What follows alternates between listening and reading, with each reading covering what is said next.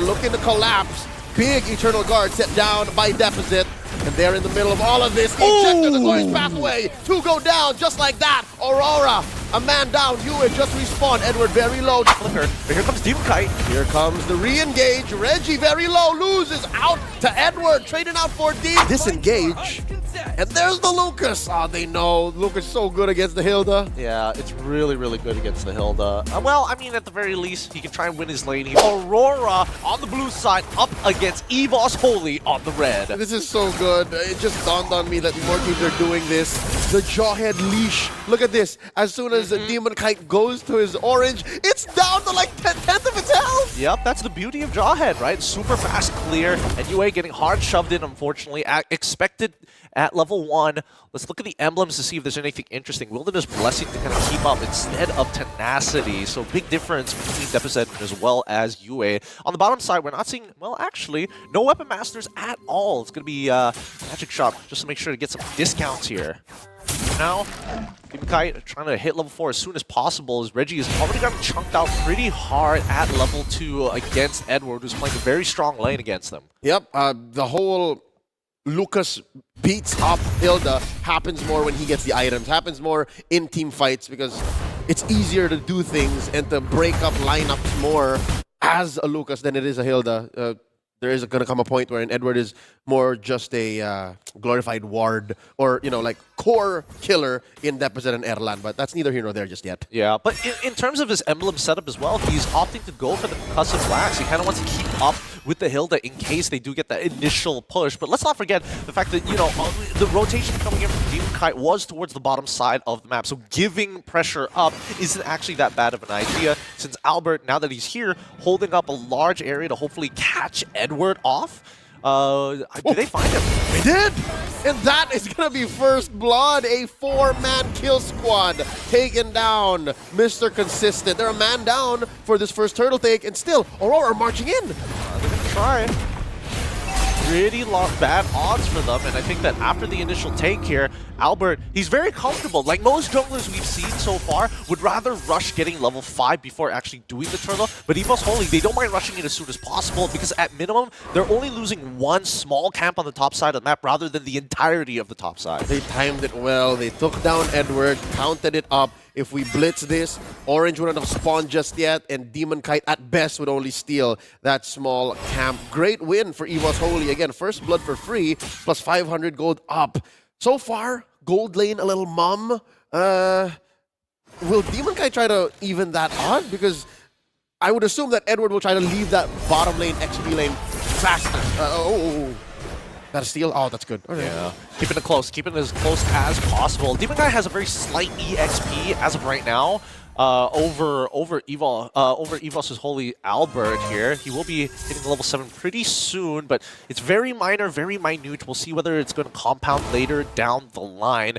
For the most part, on bottom side, this is where we're expecting Reggie to get a little bit more active, right? He's got that first initial kill and level lead on Edward, so he wants to kind of maintain that process so he can get first move, even going to proxy the wave. Dear God, the Hitman and the next standard hit 1. Down goes Erlan, so this should open up the rest of the map for Aurora, give him a clear go signal, or at least if not, allow for them to keep going. Wait, what is this? What is this? Is that Renegade getting hit? Up top? Ooh. That might be it for the Hitman. Kept alive by a Netherrealm off of UA, so you can count how many seconds is that left that you can't fight in time for the turtle. Yep, 20 seconds. Honestly, this is pretty good for Evos Holy unless Aurora is able to kind of, you know, set the pace, tell Evos Holy, hey, we're able to buy a little bit of time until we get that Netherrealm back online. However, if we're talking about ult economy here, Reggie, it seems like he hasn't got his own ult back just yet. He just needs to get into a bit of a scuffle to get it back up. But more importantly, when it comes down to the, oh wow, Thunderbell build coming up from Reggie, he's not going for War Axe. I guess he'll get the War Axe after. Again, he does need more sustainability, especially against the Hilda. Man advantage for Evos. Oh my God! Especially an ult off camera. Down goes Renegade. Erlan traded out for, though. That's in the gold lane. In the turtle pit, though, still. Looks like another going over to Evos Holy. They want to be fast about this.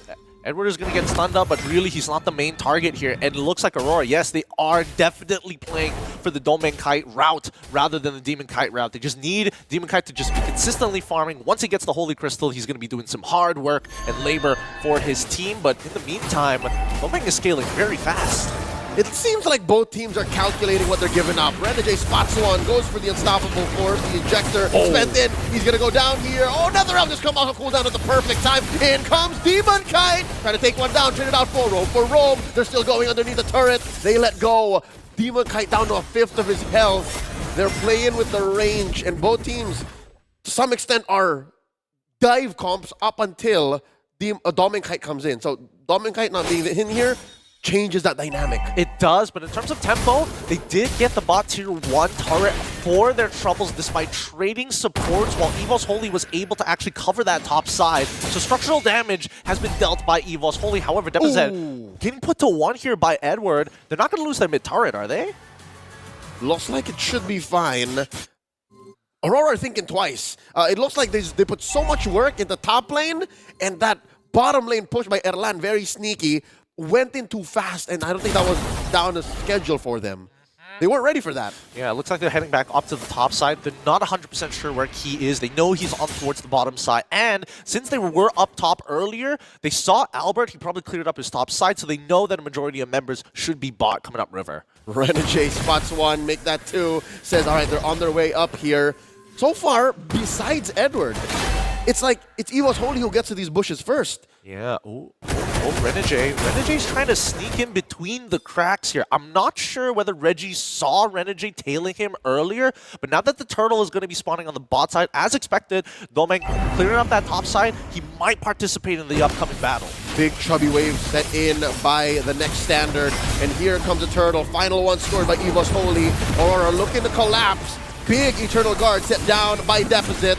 And they're in the middle of all of this. Ejector, the glorious pathway. Two go down just like that. Aurora, a man down. Hewitt just respawned. Edward very low. Down goes Domain Kite. Reggie biting down onto him like a pit bull. Great stuff coming in from Deposit. Was able to find a huge two-man fear to set things up for the rest of Evos Holy. And Reggie more than happy to flicker forward to chase the rest of them down. With mid-tier 1 down, Evos Holy can get a little aggressive.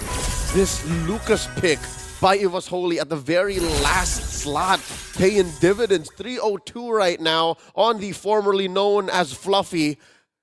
I'm loving it. See, it's worth it what he did here. Thunderbelt first. I'm surprised that it's working out this well. He's building full... I'm guessing that he's going to go the full tank route. Yep, that's the Athena shield already completed. He's going to completely omit the War Axe. It's not about sustain. It's more so I can stick around, get my damage down, and hopefully I can get 2 rotations with my spells. Instead of burst damage, it's more damage over time. The fact that I'm here much longer makes it harder for Aurora to take down the rest of Evos Holy. Aurora finally does find vindication in that gold lane. Down goes that tier 1, but that doesn't change the fact that Evos Holy are running circles around them. Again, Evos Holy are just finding bushes better. They're making ganks much faster. Now here comes Key, blocking out Demon Kite, going through the glorious pathway, saying, get out of this lane. Yeah, and now you can see that the living ward, Edward, trying to make sure that he can cover as much as he can to keep the goalpost as far away as possible, being the keeper of it, so that Evos Holy can score free kills. And as much as Evos Holy is able to make these like fast rotations across the map, a lot of it's because there is no safe place for Aurora anymore without those T1s. Tier 2s don't hold very powerful positions across the map and are more for economy for the enemy team more than anything else. That's right. Tier 2s are more like speed bumps. After you get one through, it's just a matter of time. Lord could be there, and then once you get the Lord, Tier 2 just follows within 5 or 6 seconds after. The dance has begun. Evos Holy wants this. Evos Holy has initiative. Edward holding that brush, but the river brush is what's really dictating the power, the dominance here in this dance. Reggie taking the Brixel. Albert holding the fence. Why for the rest of Evos Holy? And Aurora are second guessing themselves. The conceal play by Renegade. On somebody. Terrify is already out. That's one cooldown they can take advantage of. But here it comes. Carpet's down, and now they engage. Glorious pathway set in by Key, dispersing the rest of Aurora. Here they come. An early Nether Realm. Not gonna be enough to stop Reggie. He wants more. Down goes Renegade. Tactical retreat by Evos Holy. They regroup, they reset, and they get back to the Lord. I'm surprised Renegade got blown up just like that, even with the Netherrealm covering him as well. Nemza was able to loses his flicker, but here comes Demon Kite. Here comes the re-engage. Reggie very low, loses out to Edward, trading out for Demon Kite. E goes down, Albert 2, and there's 3 for 2. That was a mistake coming in from Evos Holy. They lined up nicely, and UA got a huge Ghostbusters. You saw Key explode. Even Albert, despite trying to out-sustain the raw damage, the multiplier is just too much. And now with Aurora securing down that Lord, this is where they start bouncing back and finding some permanent damage in the economy against Evos Holy. Gideon, they hit that Lord raw. Both teams did not have retribution, but there was a man advantage and more firepower for Aurora, and they said, you know what, forget about it. We'll just take it. And they did. They won out a Lord here at the 10.5-minute mark, despite not having much of the map. Because look, top lane belongs to Evos. Bottom lane belongs to Evos. Tier 1 still standing in mid for Evos, so they'll use this Lord as more of a comeback. I mean, they're evening out the score pretty quickly here. I mean, we saw the gold as well as the EXP graph, a huge surge for Aurora at this point of time. We'll see how much they're really going to get off of this as the Lord advantage increases, but this is a testament to how they built their team composition. Aurora are trying to play the Wolf of Wall Street here. Leonardo DiCaprio is telling you, hey, sell me this pen, and if Evos Holy buys into that idea, then Aurora can look for better prices and continue to push the advantage after the cooldowns have been thrown. I watched that movie for the first time last week. I should have watched it much sooner. Here we go, the back line getting pulled in. Demon Kite looking for one from all the way up top. Key barely survives, dropping that glorious pathway. TKO for Aurora, 1 member down. That'll allow for them to push down bottom with that Lord. I'm looking at a popped Holy Shield. Yep, and they've basically guaranteed one on the bottom side of the map.